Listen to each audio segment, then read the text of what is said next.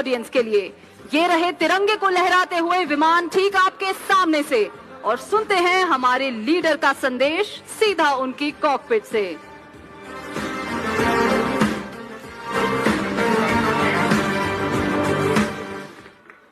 नाशिककर तुमचे खूप खूप आभार।